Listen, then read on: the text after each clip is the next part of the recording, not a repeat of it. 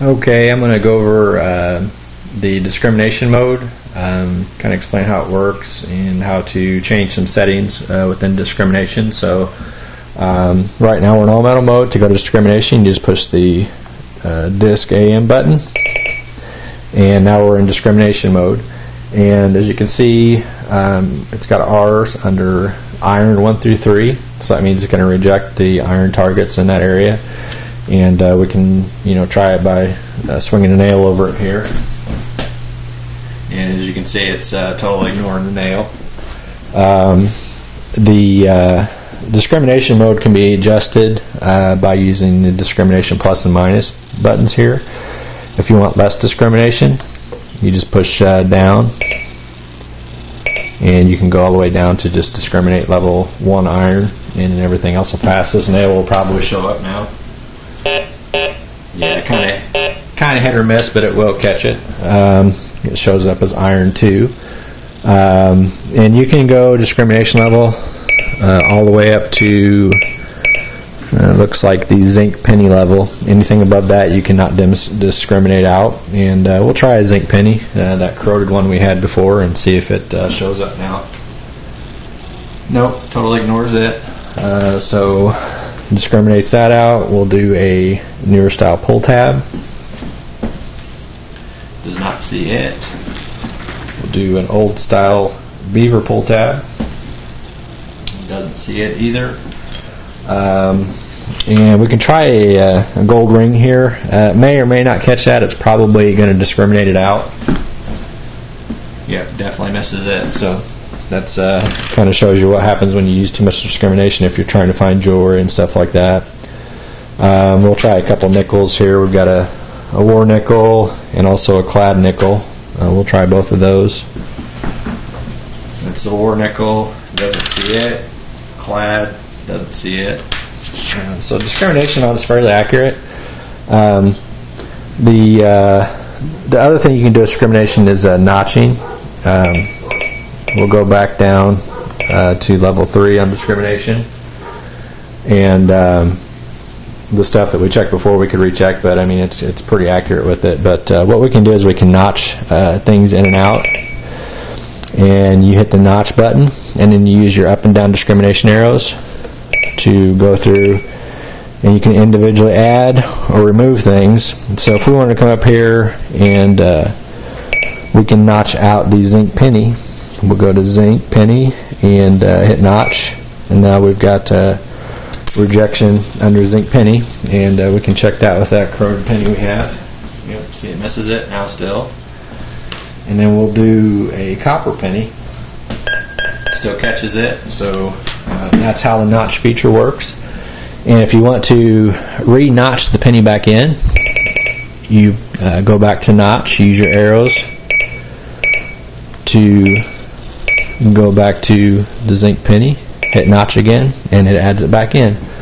You can also kind of do like a pass on stuff too. So like if we'll notch everything out to zinc penny, and then if we want to pull something back out of there, we'll hit notch, and we can go to say our nickel and hit notch again, and it's no longer rejecting nickels. So both of our nickels should show up now.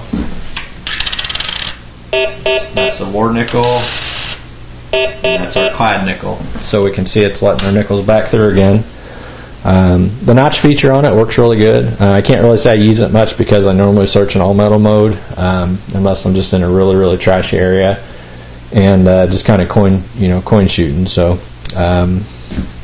but other than notching stuff in and out, the other thing that we can do with this is it has a zap feature, which we'll go back to the standard discrimination of say 1 through 3, and what we can do now is we can wave an item in front of the coil, and we can zap that item out, so it will ignore that in the future. So if we have say you want to zap out beaver tail, we'll bring it up here and see what we get on it. Comes up as a pull tab 45, and if we want to zap that, we push zap, and it should ignore that target now. Yep. It'll ignore that target, but stuff around it, as long as it's not discriminated out, it will still come through. To unzap it, trying to remember for sure how to unzap. I think we've got to go back to discrimination and just hit down, and you can unzap it, or I believe you can just notch it after that. So that's kind of just general functions and a little bit of explanation of the discrimination, notching, zapping on the unit. A couple of other just general things on it. We've got a depth display over here. It goes 0 through 10 inches. It's fairly accurate, but it's accurate for coin size items. So if you're hitting something that's bigger or smaller than a coin, that's definitely not going to be accurate. But if you got coin sized, it's pretty accurate. Let's see, discrimination levels, sensitivity up and down. If you want higher sensitivity, you just push up, down. The ground balancing stuff, I'll go over that a little bit later because it's kind of nasty outside today, so it's a little bit difficult to go out and show you ground balancing. I will tell you that the preset ground balance works okay, and if you look at the ground balance knob, it's got a preset, which is all the way counterclockwise.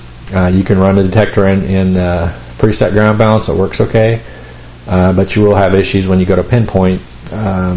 You won't be able to get very close to the ground before it starts picking up the ground. So once you pinpoint, you really want to do a manual ground balance on it, and it's pretty easy to do. But like I said, I can cover that later, along with showing you some, I guess, kind of recovery time and stuff on different items. I'll set them up and do some scans with it, and show you some tricks I've learned on pinpointing.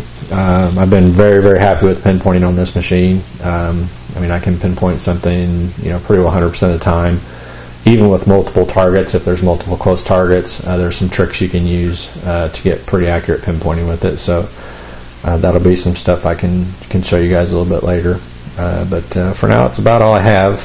If you have any questions, just post below and ask. Otherwise, if there's anything I forgot, things you want to know, just give me a message and ask me, and I'll see if I can answer them for you. Thanks a lot.